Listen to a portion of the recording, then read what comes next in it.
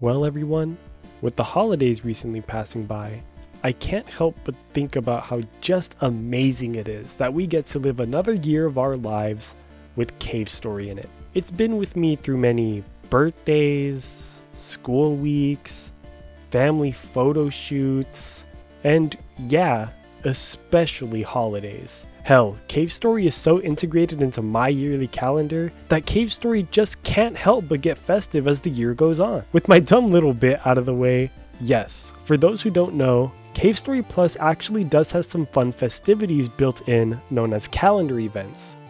I genuinely can't believe it's taken me this long to talk about them, but today we'll be going over all the fun holiday changes Cave Story Plus gets during said calendar events, which, oh yeah, this is probably my first video exclusively about Cave Story Plus, so hooray I suppose. First off, I feel like we should go with the holiday/Christmas stuff first, since I genuinely think it's the funniest. I don't know why, but something about Christmas stuff in video games I just find so funny, especially if they have nothing to do with Christmas at all. If possible, I will absolutely use Christmas stuff year round, and it's why I love to use reindeer quote whenever I play Cave Story.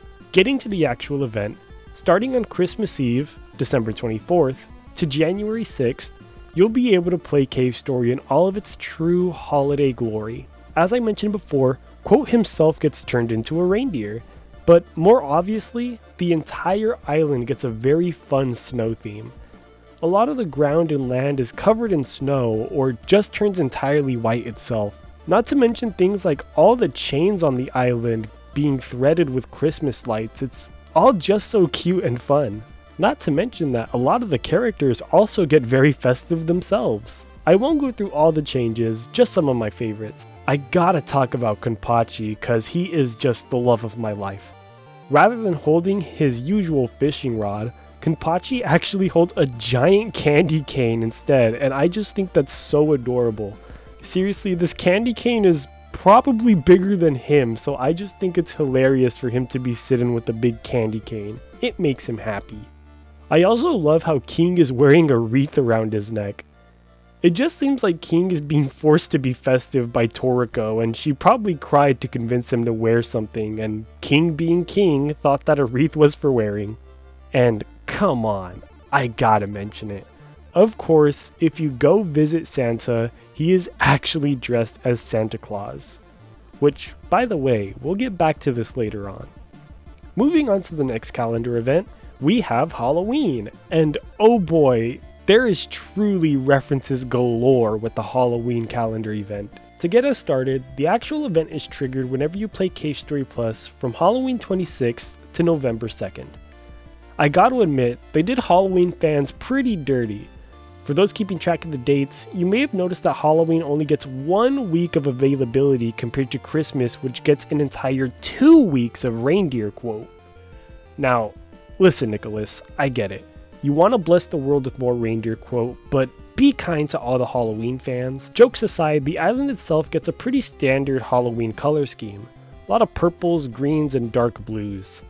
I'm not a personal fan of the color scheme, but I'll admit that's much better than just some light snow and white recolored tiles.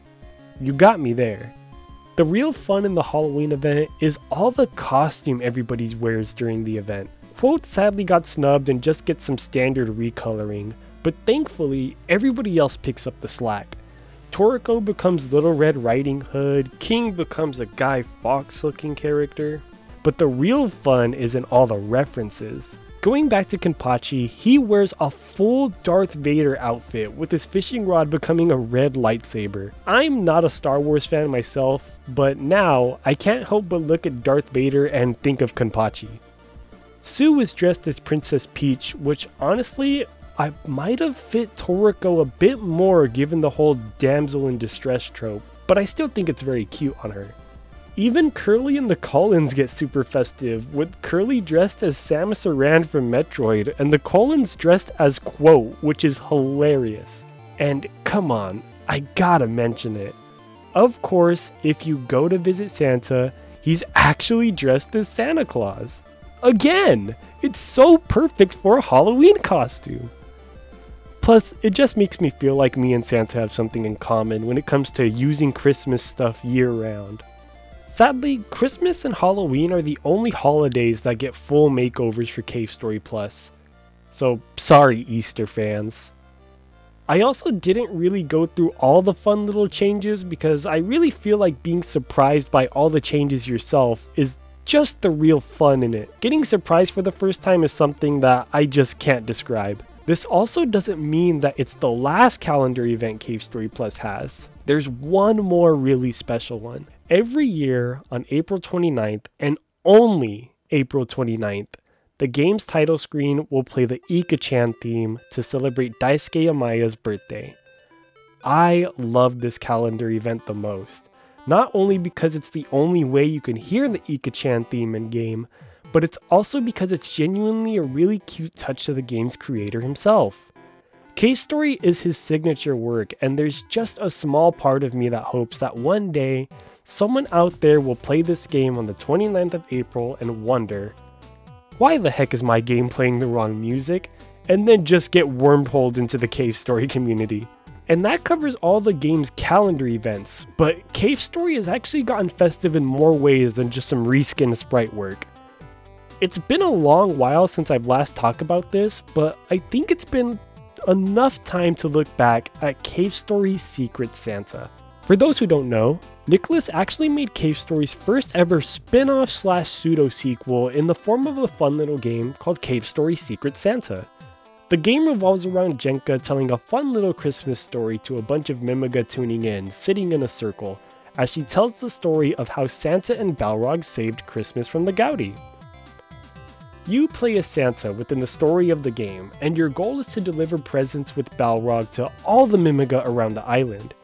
You gotta be careful to not wake them up, and especially not to be caught by the Gaudi that are all running around. The game is genuinely really cute, and 2022 marked the second year that Nicholas put the game up for download.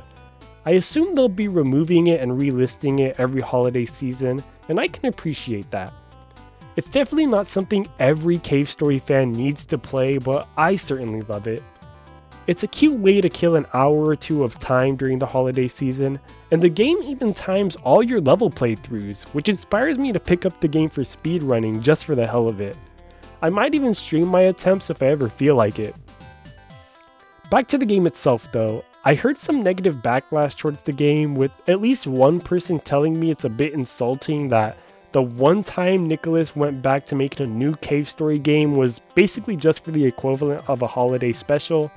But I don't know, I can't help but be a shill for Cave Story and appreciate it anyways.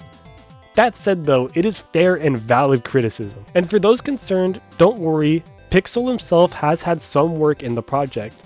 That said, very little, but still at least a hand in its creation. The game also got a Switch release, but only in Japan. If you have a Japanese eShop account and some way of adding funds to said account, you can pick up the game for about $1 in USD, which is roughly 100 yen in Japan's currency. And yes, I did go out of my way to make sure I got the Switch version of the game. Something else Cave Story fans do not need to do.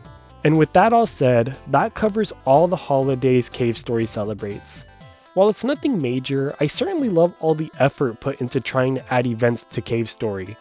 Nowadays, events are usually saved for online multiplayers or live service games, so to see that Cave Story Plus has some events just like other modern games is genuinely really cute, and I love it. Thank you guys so much for watching. I hope you all enjoyed your holidays, and I'll see you all in the next video. Until then, Nerdieo is out.